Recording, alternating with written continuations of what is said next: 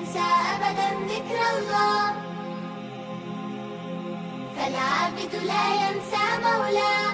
Bismillahirrahmanirrahim. Assalamualaikum warahmatullahi wabarakatuh. Bismillah, alhamdulillah, wassalatu wassalamu ala rasulillah Sayyidina Muhammad ibn Abdillah wa ala alihi wa sahbihi wa mawala. La hawla wa la quwwata illa billah, amma ba'du. Pertama, mari kita sama-sama panjatkan puji syukur kehadirat Allah Subhanahu wa ta'ala yang senantiasa selalu mencurahkan rahmatnya kepada kita, menganugerahkan nikmatnya kepada kita, sehingga kita masih diberi kesempatan oleh Allah untuk terus belajar dalam kondisi apapun. Salawat beserta salam mudah-mudahan tercurahkan kepada junjungan kita Habiban al-Karim Sayyidina Muhammad sallallahu alaihi wasallam. Tak lupa kepada keluarganya, kepada sahabat-sahabatnya, dan tak lupa kepada kita sebagai umatnya. Amin ya Allah ya Rabbal Alamin.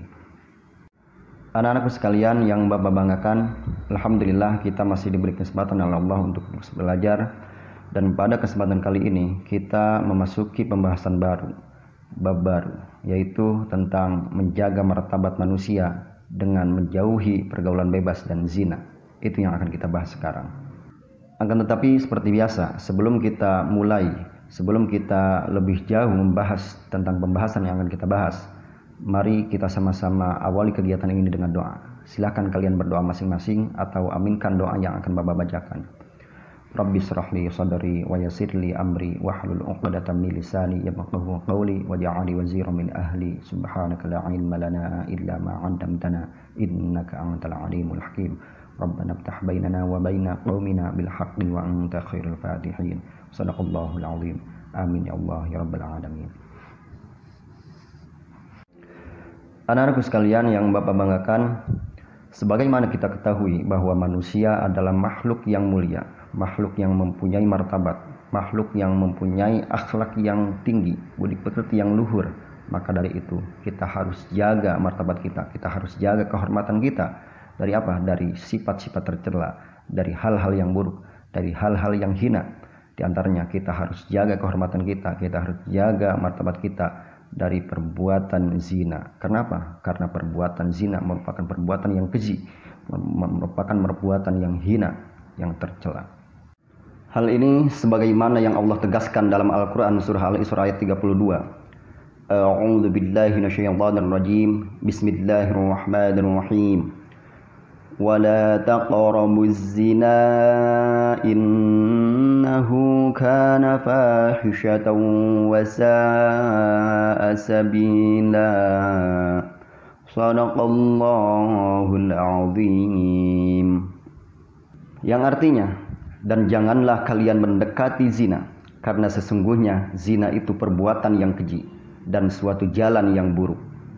Jadi poin inilah yang akan kita bahas pada kesempatan kali ini, yaitu menjaga martabat manusia, menjaga kehormatan manusia dari pergaulan bebas dan perbuatan zina.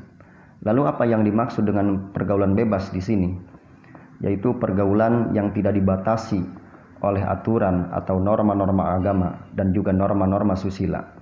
Sebab apa? Sebab salah satu dari dampak negatif pergaulan bebas yaitu perilaku yang sangat tercela, perilaku yang sangat dilarang oleh agama, yaitu perbuatan zina. Hal inilah yang akan menjadi fokus pembahasan kita pada kesempatan kali ini, yaitu tentang perbuatan zina. Pertama yang akan kita bahas yaitu tentang pengertian zina, definisi zina. Apa yang dimaksud dengan zina? Apa yang dimaksud dengan perbuatan zina?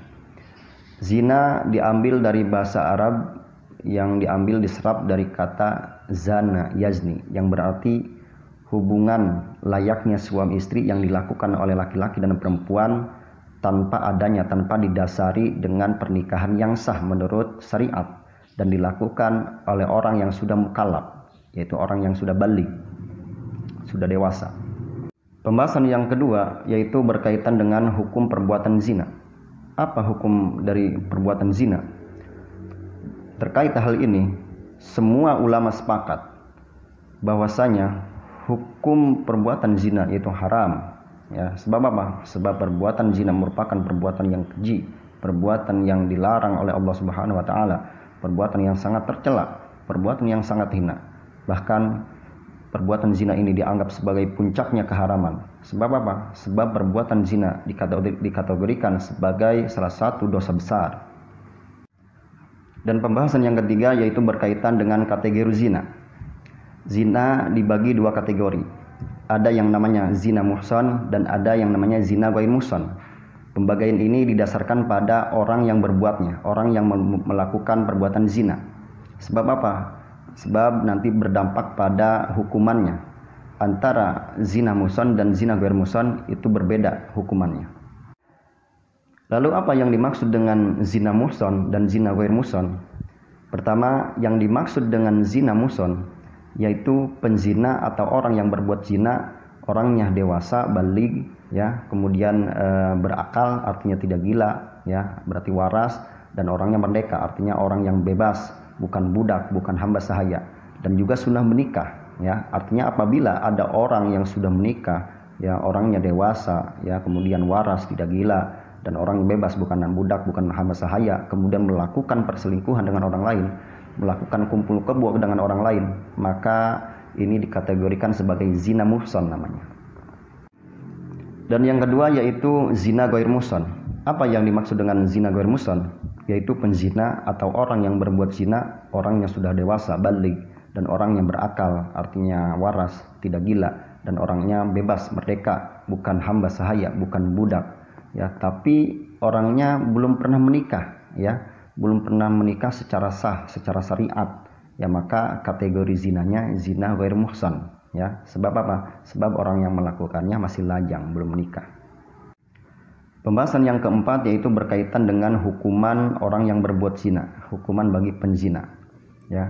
Karena perbuatan zina adalah perbuatan kriminal, perbuatan yang sangat tercela, perbuatan yang sangat dilarang oleh Allah, maka ada sanksi, ada hukumannya bagi orang yang melakukannya, bagi orang yang berbuatnya, ya.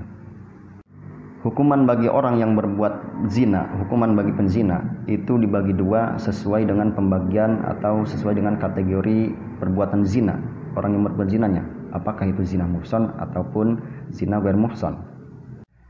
Yang pertama, hukuman bagi penzina yaitu dicambuk atau didera sebanyak 100 kali. Kemudian setelah dicambuk atau didera sebanyak 100 kali, kemudian diasingkan ke tempat yang sangat jauh, dibuang ke tempat yang sangat jauh selama 1 tahun.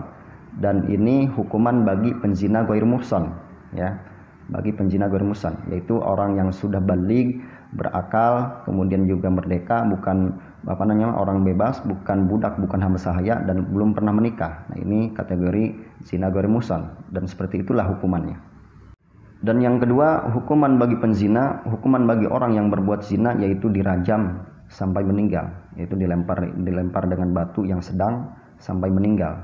Nah, ini hukuman yang kedua ini yaitu bagi penzina muhsan, yaitu orang yang sudah dewasa, ya, kemudian juga berakal, tidak gila, dan orangnya orang bebas, orang merdeka, bukan hamba sahaya, bukan budak, dan pernah menikah sebelumnya, ya, pernah menikah, kemudian melakukan perselingkuhan atau melakukan kumpul kebo dengan orang lain, maka bagi penzina muhsan ini hukumannya seperti itu.